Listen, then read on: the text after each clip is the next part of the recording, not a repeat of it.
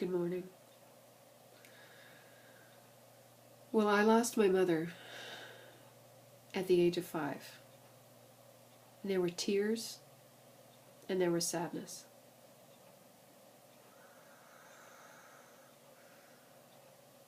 And then 5 minutes later, when I crawled out from underneath that pile of clothes at Sears, there was more tears and there were more laughter. And it was crazy. So excited to be with you here today. I am Karen Burke, and I was just talking to a friend this week, and the comment that he made was, I know engineers who are female, and scientists don't always represent the majority in the workplace.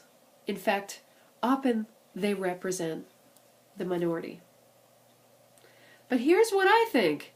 They often represent the majority of the brain power in the room, because there's a lot of crazy going on in corporate America. And I had to laugh. But what I reflected on was sometimes as female engineers and scientists, we think we have to work harder, produce more, be more serious, have longer days.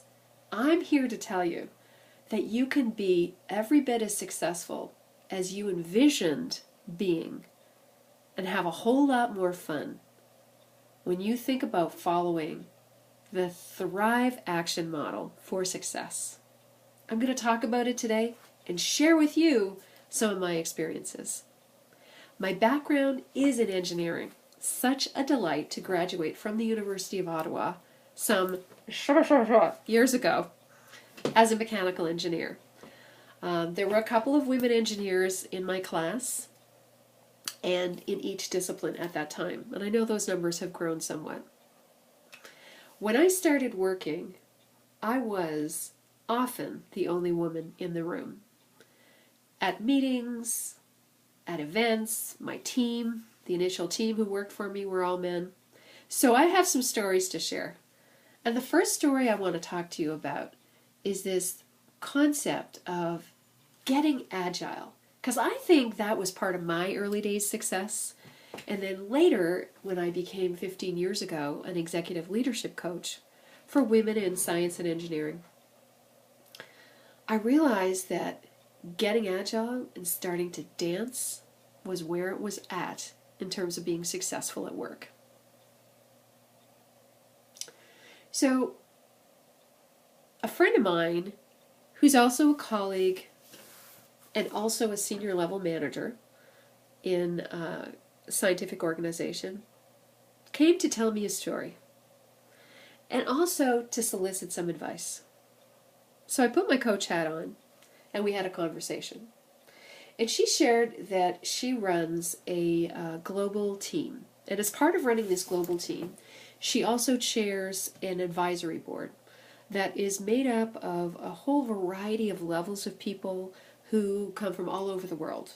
And sometimes on occasion they meet in person, and other times they meet virtually. So this was an in-person meeting. And as it happens, her boss was at this meeting, and several other senior level managers, C-suite managers, in fact. So there were senior vice presidents there. It was a show. And she was enthusiastically ready for the meeting, also a little bit nervous. So also who showed up at this meeting was an individual who had been out of the loop for some time. This individual had taken leave for a couple of reasons. One is the organization had requested, because of their specialized knowledge, that they move to another group and oversee a project that was in trouble. This individual was at my colleague's level, so also a vice president. And in addition, the individual suffered some personal challenges, some trauma in their family. And so they had to take some leave to be able to support their family. So they'd been out of this workforce and on this project for a little bit of time. So this was the first meeting. They were coming back. Everything was anticipated to be enthusiastic, appreciative, delighted that this individual was coming back. And the meeting began. Well, no sooner had the meeting launched when slowly but surely my client began to get that vibe. You know that vibe you get? For me, it shows up in my gut. It's a bit of a gut ache. It's that sense that, you know, all is not well with the world. Something is going on. So she was getting this vibe. And this vibe showed her a couple of things. She noticed and relayed to me afterwards, she didn't really take her gut instinct very seriously at first. She just kind of rolled with it. But this individual, we'll call her Sally, this individual started getting very aggressive with the questioning, really challenging some of the directions that this steering committee had taken, really starting to almost be obstructive in this meeting. And then all of a sudden, this individual lost it. I mean, they went crazy in this meeting. They started saying things that were odd, standing up, gesturing. It was like your nightmare. My client said she just wanted to go, pinch me, you know, I must be sleeping. But she wasn't. So what she did was pretty strategic. She suggested that there may have been some misunderstandings or misdirections, but that she and this other individual should, you know, have an offline meeting, and then they would rejoin together as a group. So at the end of the meeting, her boss came to her and said, you know, you've got to fix this. This is your, you know, that finger comes at you. This is your responsibility. You got to fix this. So she thought, oh my God, what am I going to do? So as it happened, we had a coaching meeting. And so she brought this up to the meeting, and it was the very first thing on her agenda. And we talked about it. And we tried to figure out what could be the challenge. You know, and we got pretty clear that, you know, this individual, this was an important project for them. Also, they had been asked by the company to step aside from a project they really believed in to go do something else. So they felt a little frustrated with that. In addition, they'd had recently a personal challenge where something had happened to a family member. They'd had to take some time off, so it was also very uncomfortable for them.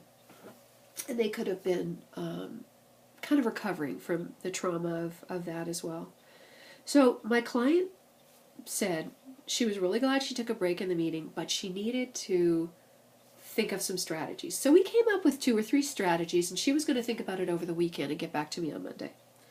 Monday morning, I got a call. She said, I've got it, Karen. I know what I need to do. We talked a lot about agility and having a different perspective and, you know, beginning with the end in mind. But I got it when I was dancing on Saturday.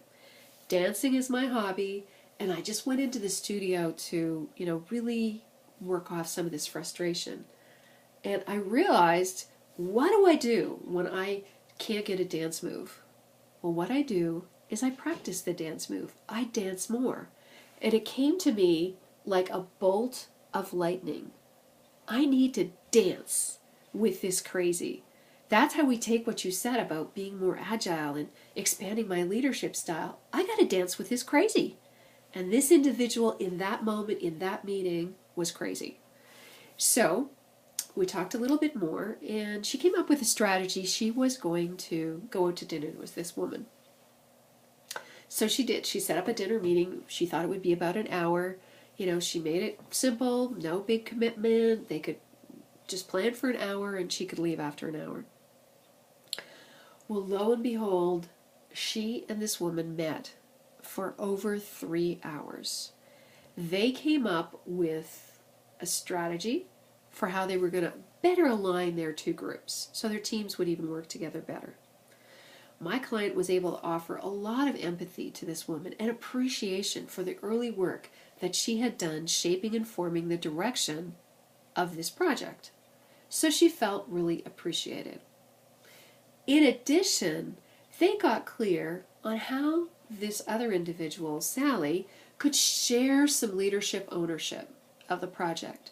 So there would be some areas that she would still be able to input, even though the project was at an advanced place. There were directions, there was possibilities where she could input. My client was shaking after that meeting. So she called me the next day and followed up. She said, that was amazing. I just got a point of view that I never imagined I would have. I actually feel really good about this individual being on this steering committee. But the proof is in the pudding. Our big meeting is tomorrow. And not only is my boss going to be there, but her boss is going to be there too. So we have 2 more executives in the room, along with all the other players, and a big agenda. So we talked about some strategies, and she was very certain that she could handle this. Still a little nervous, but pretty certain. So the next night, I waited with some anticipation. Maybe I'd get an email, or maybe I'd get a phone call. I got a phone call the whole next day. And she said, we are brilliant. I'm thinking to myself, well, she's brilliant.